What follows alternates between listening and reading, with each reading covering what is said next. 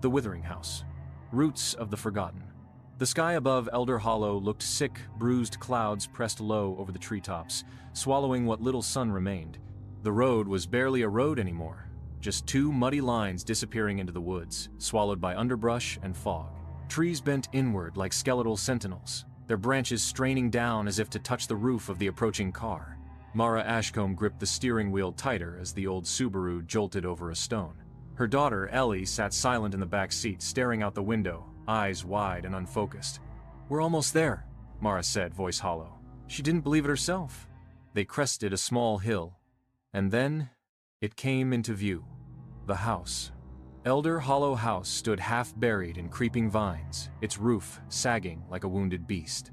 The windows stared blankly through dirt-caked glass, their frames warped with time and moisture. A weather vane atop the highest peak spun slowly, though the air was still. The moment Mara stepped out, the cold hit her like a slap, not sharp, but heavy, damp. The kind of cold that settles deep into your bones and whispers, "You don't belong here." The air smelled of wet ash and old wood, with something beneath something sour and sweet, like rotting fruit and iron. Ellie didn't wait for her mother. She walked to the porch, barefoot on the gravel, as if in a trance. The wind whispered through the grass, and Mara could swear she heard words. She's come back. Inside, the house was worse than she remembered from her childhood. The wallpaper peeled like shedding skin. Mold bloomed across the ceilings. The chandelier above the foyer swayed, though no wind moved. The air was thick, like breathing through velvet soaked in mildew. Each step released creaks that echoed strangely, as if someone were mimicking her footsteps from the floor above. In the center of the parlor stood a large, warped trunk, locked with a rusted iron clasp. A key hung from a nail above the fireplace, wrapped in a brittle ribbon the color of dried blood. Ellie pointed to it without looking. "She kept them in there," she said. "The pieces of her." Mara turned slowly. "What do you mean, the pieces?" Ellie didn't answer. Her eyes were locked on the stairs. At the top, something moved. The movement at the top of the stairs was too fluid, too fast, not quite human. Mara blinked. Nothing there now. Just the gloom thickening like smoke, swallowing the upper floor. "Ellie, stay here," she whispered. But the girl was already gone, vanished into the parlor without a sound, leaving only the echo of her breath in the stale air. Mara's hand trembled as she took the key from its nail. The ribbon cracked like old skin as she unwrapped it. The iron was freezing, biting into her palm as if resisting. The trunk creaked as it opened. Inside, rows of small canvas pouches, each tied with black string. They smelled of burnt cloves, blood, and wet roots. There were also photographs, ancient, browned by time. Faces scratched out, mouths stitched shut in red ink. One photo showed the very room she stood in now, except something was different. The wallpaper in the photo was a floral pattern, but here, it was a tangle of black, thorny vines, printed or real, she couldn't tell. She turned back to the wall. It was changing, slowly, almost imperceptibly. The wallpaper shifted, veins crawling under the surface like something alive. The smell of earth and mold intensified. Then a sharp crack upstairs. Mara rushed toward the stairs, her boots sinking slightly into the warped wood. As she climbed, a deep chill settled over her skin. Her breath fogged in the air. The bulb above flickered violently, casting elongated shadows that moved just a second out of sync with her. The door to the farthest bedroom stood open, Aunt Cora's old room, the one no one ever spoke about. Inside, a cradle, still, perfectly clean, unlike the rest of the house, and Ellie standing beside it. "She sings to me," Ellie said. Her voice was small, fragile. From under the floor, Mara crossed the room in 2 strides. "Ellie, don't!" But the cradle rocked once, twice, then tipped over by itself, hitting the floor with a hollow wooden bang. The silence that followed was alive, pressing in from all sides. Mara grabbed Ellie's arm and turned to leave. That's when they heard it, from beneath the floorboards. A slow scratching, like nails on stone, followed by a voice low, feminine, broken. "Not all of me stayed buried." Mara yanked Ellie out of the room, slamming the door behind them. The air in the hallway had grown wet, thick, like a cellar left sealed too long. The light bulb above buzzed, then burst in a spray of glass and burnt filament. Everything plunged into shadow. "Downstairs," she hissed, clutching Ellie's hand. The house groaned around them. Wood twisted, sighed, as though stretching after centuries of stillness. The wallpaper bled dampness. Footsteps echoed above them now, but neither of them had stayed behind. Once in the foyer, Mara bolted the door shut and pushed the trunk against it. It made little difference. She could feel it, the house didn't need open doors. Ellie was pale, lips blue. She pointed again, not speaking, toward the kitchen. Another sound ticking. In the center of the kitchen sat an antique metronome. It hadn't been there before. Tick, tick, tick. Each swing slower than the last. Time itself felt warped around it. The ticking echoed unnaturally, bouncing off the walls like it came from inside Mara's skull. On the wall above the stove, someone had scrawled a word in soot. Return. Mara stepped forward and the floor sagged under her feet. She froze. The wood cracked and then split. A shriek rose from below, high-pitched and wet, like a woman screaming through mud. Her foot plunged down as the boards gave way, and something cold and slimy wrapped around her ankle. She screamed and yanked herself back just in time, landing hard on the rotting linoleum. From the gap in the floor, a voice seeped up like mist. You opened it. Now I remember the blood. The trunk. She ran back to it, tore open the remaining pouches. Inside, teeth, baby bones, clumps of black hair, a bundle of fingernails sewn together with red thread, and letters all addressed to Cora Ashcombe, written in a frantic, slanted hand. She's still in the floor. I cut her, burned her, buried her. She won't rot. The house feeds her what we bring. And now, we're out of names.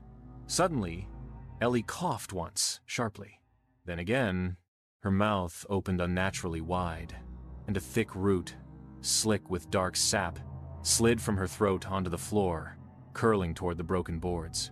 Mara screamed. The house answered. Ellie collapsed onto the floor, her mouth smeared with black sap. The root twitched once, then shriveled, curling into a pile of ash as if it had been burned from the inside. Mara pulled her into her arms, shaking, feeling her daughter's heart pound against her ribs like a terrified bird. But Ellie's eyes weren't afraid. They want to come through me, she whispered. Then she passed out cold. Mara cradled her, trembling. Somewhere deep beneath them, the scratching resumed, louder now, frantic. Not one voice, but many. Layered, whispering, chanting. The trunk rattled. The boards beneath it buckled and split, and from below, a foul stench erupted thick with copper, rot, and bile. Mara backed away, dragging Ellie toward the stairs. But the walls pulsed now, breathing. Thin cracks spread like spiderwebs across the floor. The house was alive, and it was remembering her. Halfway up the staircase, she stopped. On the wall hung a portrait she didn't remember. A woman with long black hair, her face oddly smudged, like the paint itself refused to finish her features. Around her neck, a necklace of teeth. Beneath it, a brass plate. Mother Ashcombe, 1680. 6. Bound in earth. Burned, but not broken. Mara stared, nausea welling in her throat. That name, that year. She had read it in the letter.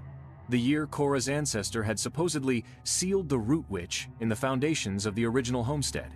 But this house had been rebuilt, and some things had been carried over. She carried Ellie to the attic. Up there, the air was dry, heavy with the scent of dust, wax, and old rituals. Candles, half burned, stood in a perfect circle around a rotting book on the floor. The walls were covered in drawings, children's drawings in charcoal and dried blood, figures with no eyes, figures with mouths stretched open, screaming silently, figures bound by black roots. Ellie stirred. She's under the ground, she murmured. She grows when we forget. And you forgot, Mama. A loud snap like a tree trunk splitting. From below, a groaning sound rose, long and wet, as though the earth itself were retching. The floor of the kitchen had collapsed completely, and from the dark hole that now replaced it, something was climbing up. The sound from below was not footsteps, it was something worse. The dragging, wet slap of limbs that no longer moved like human ones. Something ancient, long buried and now stretching itself after centuries of stillness. Mara held Ellie tight. The child's skin was cold, almost translucent in the candlelight. Then, she heard it. A voice. Not in her ears and the walls, in the very bones of the house. You left me roots and blood. That is enough. The attic door shuddered, not from a knock from pressure, as though the entire weight of the earth beneath the house was trying to force its way upward. Mara looked down and saw cracks running through the wooden planks, black sap seeping between them like veins beneath diseased flesh. The book in the ritual circle flapped open violently, pages turning on their own. Words appeared in dark ink, fresh, bleeding into the paper. A daughter by blood, a vessel by flesh. The mother takes root again. A sudden scream burst from Ellie's mouth, too loud, too deep. "It didn't belong to her!" Mara screamed back, shaking her. "You're not taking her, you hear me?" But the attic window darkened, something blocked the moonlight. A figure stood on the roof, impossibly tall. Limbs like bundled branches, face hidden beneath a veil of rotted lace. Its hands dripped with soil and teeth. One step forward, and the shingles beneath it cracked like dry bones. Then it lowered itself, phasing through the ceiling, roots sliding down like veins through plaster, wrapping around the beams. Mara backed into the ritual circle, holding Ellie, shielding her body. She grabbed one of the unlit candles and struck a match, handshaking. "Back," she said, though her voice was barely more than breath. "I'm not my grandmother." "I don't bend. I burn." The creature paused. For a moment, the entire house stilled, listening. Then came the whisper, "You are not her, but you are mine." The roots burst through the attic floor. They coiled toward Ellie's throat, and then fire. Mara dropped the candle onto the book. The dry pages went up in a violent flare, flames racing through the circle. The roots recoiled, shrieking like wounded animals. The attic exploded with heat and light. The creature let out a sound, not a scream, but a memory, long and cracked, like the earth splitting to reveal an old grave. Then it vanished. Smoke choked the air. The house shuddered, but for the first time since they arrived, silence. The fire died quickly, too quickly. The book was reduced to cinders, but the floor beneath the ritual circle remained untouched by flame. The roots had withered back into the darkness, but their stench lingered. Burnt marrow, scorched flowers, something unborn. Mara coughed through the smoke, lifting Ellie, who was heavy now, like something hollowed. Her eyes opened, not wide, not frightened, just empty, like a door had been opened inside her, and whatever lived there before had been swept out. They stumbled down the attic stairs. The house was groaning again, louder now, its walls bulging as if something massive strained beneath the plaster. The chandelier in the foyer spun wildly, flinging off flecks of blood. When Mara stepped into the kitchen, the floor was gone, replaced by a crater of soft black soil, steaming, shifting. From it rose breath, as if the earth itself were exhaling. And then, a whisper carried on that breath. "You burned the book, but the roots, remember." Mara didn't stop. She wrapped Ellie in a blanket, kicked open the front door, and ran. Outside, the fog was denser, but it moved like curtains, pulling back to let her pass. She didn't question it, just kept running until the trees thinned. The house never made a sound behind her. It simply watched. They reached the edge of the forest as the first rays of dawn cut through the branches. The car was still there, but every window was fogged from the inside. When Mara opened the door, dirt spilled out from the footwells. She slammed it shut, turned to Ellie, but Ellie was staring back at the house. "Mama," she said softly, "I left something." "No, baby," Mara whispered. "You brought something." Ellie opened her hand. In her palm, a tooth, still wet, with a root that pulsed like a worm. It twitched once, then fell still, and far behind them, the house exhaled one final, satisfied sigh. They never went back to the house. Mara tried to pretend it was over. New apartment, new city, new names. She threw away every mirror in the flat. She kept all the lights on at night. She cut Ellie's hair, short as a boy's, and never let her near trees. But roots remember. Ellie stopped speaking for weeks. When she finally did, her voice was different, quieter, slower, as though measuring every word for weight. She didn't cry. She didn't laugh. She watched. And sometimes when Mara wasn't looking, she would whisper to the floor. At night, the apartment creaked. The radiators hissed like whispers through teeth. Mold began to spread in strange, circular patterns, like sigils she couldn't clean no matter how hard she scrubbed. Then the dreams came. Mara would wake up choking on soil, black dirt on her sheets, under her nails, packed behind her teeth. One night she found finger bones in her pillowcase. She dug into her family's past, found records she hadn't seen before, births that ended in blood, homes that were swallowed by the land, ashcombs hanged, drowned, or found with bark growing through their mouths. The line hadn't ended. It had always looped back. Every few generations, the Hollow Witch reached through the soil to find a voice. This time, it was Ellie. Mara tried one last thing, a fire ritual, deep in the woods. She read from scraps of Cora's journal, drew blood, chanted under the new moon. She poured kerosene over the tooth. It screamed when the flame touched it, a sound like a child in a grave crying at once. But when she got home, Ellie was sitting on the floor, drawing. The picture was of a house, blooming with black roots, and a tall woman with no face standing in the doorway. "She told me," Ellie said, "I don't have to grow up." Mara fell to her knees. "Please," she begged, "don't let her in." Ellie looked up.